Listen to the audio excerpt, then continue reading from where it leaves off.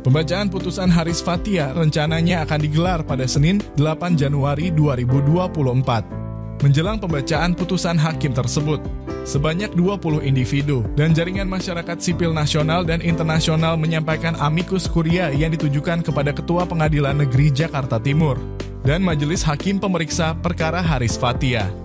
Amicus curiae dikenal dalam bahasa Latin atau dalam bahasa Indonesia sahabat pengadilan.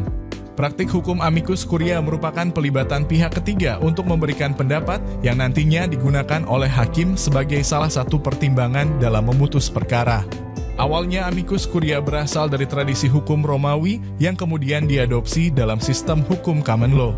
Dalam perkembangannya, penggunaan amicus curiae juga banyak ditemukan di negara-negara dengan sistem hukum civil law seperti Indonesia.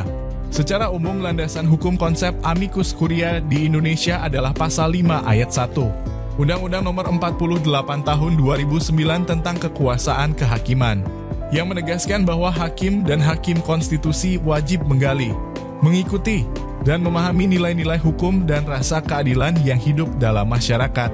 Adapun 20 individu, jaringan masyarakat sipil nasional dan internasional yang mengirim amicus curiae kasus Haris Fathia diantaranya International Commission of Jurists, Forum Asia, Via Hamid dari Capital Punishment Justice Project dan Ensemble Contre la Peine de Mort, World Organization Against Torture, Prof. Tara Van Ho dari University of Essex, Kaukus Indonesia untuk Kebebasan Akademik, Constitutional Law Society Fakultas Hukum UGM, Asosiasi Pengajar Hukum Pidana dan Kriminologi, Pusat Studi Hak Asasi Manusia Universitas Islam Indonesia, Lembaga Bantuan Hukum Pers, Indonesia memanggil 57 institut, Pusat Studi Hukum dan Kebijakan Indonesia, Yayasan Pusaka Bentala Rakyat, Wahana Lingkungan Hidup Indonesia dan Indonesian Center for Environmental Law, Poros Anak Muda Sosiapolitika, Hasanuddin Law Study Center, Ikatan Alumni Trisakti, Blok Politik Pelajar,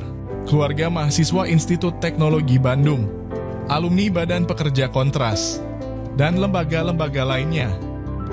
Menurut kajian kami, Fathia Haris menggunakan hak atas kebebasan berpendapat dan hak internetnya secara sah dan konstitusional karena pertama, Fathia Haris mengkritik kejadian atau peristiwa yang ada di Papua dan kemudian menyebarkannya di akun YouTube Haris yang tentunya kedua hal itu kemudian dilindungi oleh konstitusi sehingga dilakukan secara sah dan konstitusional. Kemudian selain karena itu adalah hak, nah tindakan Fathia Haris ini adalah untuk kepentingan umum. Mengingat di Papua itu saat ini banyak terjadi pelanggaran-pelanggaran HAM yang ada di sana dan cukup tidak tersentuh untuk kemudian dikampanyekan maupun disuarakan di tingkat nasional.